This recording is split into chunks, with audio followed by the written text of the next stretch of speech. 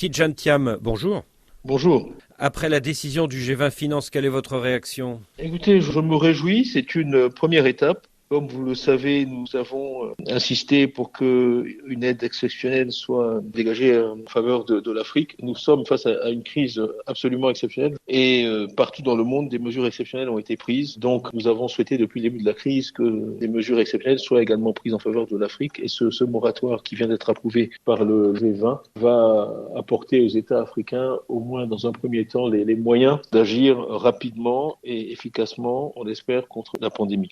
C'est un moratoire sur le remboursement du capital ou sur le remboursement des intérêts de la dette? L'idée, c'est principal et intérêt, parce qu'en fait, d'où est venue l'idée de moratoire? Si, par une opération, on arrivait à suspendre ces paiements-là, les gouvernements auraient immédiatement des ressources sur place qu'ils pourraient utiliser pour lutter contre la maladie. Et c'est une idée très puissante, et tout le monde voit maintenant que c'est la manière la plus rapide de mettre de l'argent immédiatement sur le terrain pour agir au profit des populations, plutôt que d'attendre des décaissements qui, dans le meilleur des cas, mettront plusieurs semaines à arriver dans les différents pays. Ça représente quelle somme environ?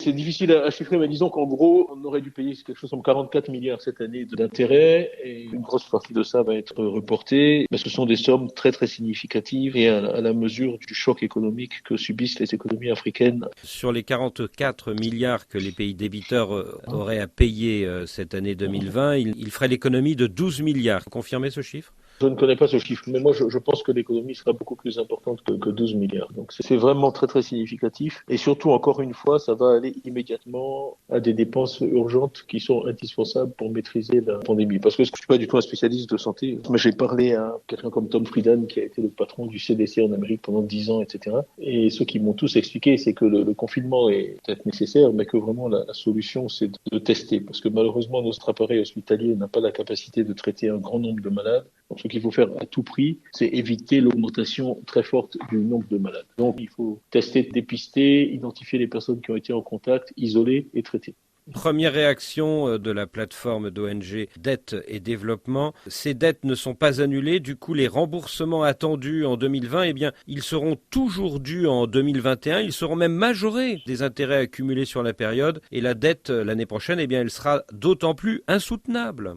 C'est exact, mais nous étions face à une crise urgente. Tous les jours, il y a des gens qui meurent. Dans la phase aiguë du coronavirus, 2 jours d'attente, c'est un doublement du nombre total de morts. Donc, il y a un sentiment d'urgence depuis qu'on a commencé ce travail. On travaille vraiment d'arrache-pied. Donc, c'est clair qu'il s'agit d'un moratoire, mais ça nous laisse le temps de prendre des mesures plus permanentes et de traiter, le cas échéant, la question de la dette et avoir des restructurations là où elles sont nécessaires. Mais comme disait quelqu'un que je connais, l'essentiel dans la vie est quand même d'abord de ne point mourir. Donc, là, on avait vraiment une urgence absolue et le seul moyen de la dresser, et ce qui n'a pas été facile, vraiment une campagne intense, c'était d'obtenir des pays créanciers qui suspendent le paiement et le service de la dette. Alors cette campagne intense, elle est menée en effet par le Sud-Africain Cyril Ramaphosa et par vous, les 4 émissaires de l'Union africaine que vous êtes. Et comme les premiers créanciers sont chinois, est-ce que vous avez fait déjà une démarche particulière auprès de Pékin ? Clairement, la Chine est devenue, avec l'expansion de son activité en Afrique, un créancier important. Donc évidemment, nous avons un dialogue avec la Chine. Les chefs d'État africains aussi ont un dialogue avec la Chine.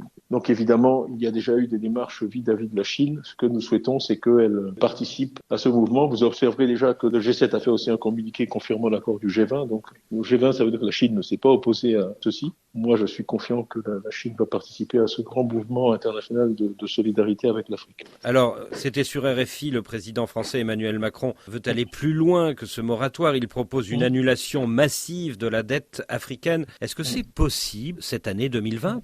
Écoutez, il faut voir. Moi, je crois qu'il y a 2 temps dans cette affaire. Dans un premier temps, il fallait traiter la crise et trouver une solution pragmatique qui permette à chaque État d'avoir rapidement des ressources disponibles, et c'est ce que réalise le moratoire. Maintenant, il est clair que nous sommes partis d'une situation qui n'est pas extrêmement favorable. Il faut quand même voir que la dette en Afrique a beaucoup augmenté. Avant que le coronavirus augmente, on était à un ratio de dette sur PIB d'environ 108%. Avec le coronavirus, les recettes baissent, donc on va arriver rapidement à 150%. Donc il est clair que dans cette situation, il y a des pays qui vont être sous pression et où il va falloir envisager des remises ou des annulations de dettes. Donc je pense que sur ce plan-là, le président Macron a soulevé un problème qui est réel. et auquel il va falloir s'attaquer dans les mois qui viennent. Mais au moins, on s'est donné là le ballon d'oxygène qui permet de regarder tout ça pays par pays et de trouver des bonnes solutions, des solutions adaptées à chaque pays, parce que, comme on sait, la situation dans chaque pays africain est différente. Il y a l'allègement de la dette et puis il y a la mobilisation de fonds nouveaux, notamment grâce aux droits de tirage spéciaux du FMI. On parle de 500 milliards de dollars. Qu'est-ce qui garantit les bailleurs de fonds que ces centaines de milliards ne seront pas détournés, ne finiront pas dans les comptes offshore de quelques familles très proches de tel ou tel pouvoir? Premièrement, les chefs d'État africains ont tous exprimé sans ambiguïté leur engagement à s'assurer que le geste qui est fait par la communauté internationale soit mis à profit par l'Afrique. Ça, c'est vraiment important. Un nouvel élément qui est différent par rapport à il y a 10 ou 15 ans, c'est la technologie. Nous regardons dans un certain nombre de pays comment on peut utiliser la technologie pour distribuer les fonds aux populations. Par exemple, au Kenya, on a souhaité que les paiements puissent être faits par mobile, par téléphone mobile. Et le gouvernement kenyan a déjà fait passer une loi pour annuler les frais des taxes sur les transferts mobiles. Ce qui va permettre donc de mettre ça en œuvre très rapidement. Tout le monde est mobilisé. Tout le monde comprend que le coronavirus, il faut le battre partout où on ne le battra pas. C'est pour ça aussi qu'on a créé ce groupe panafricain. Il faut que nous fassions preuve de solidarité entre États africains et que nous résolvions ce problème partout en Afrique et dans tous les pays. Tidjane Thiam, merci.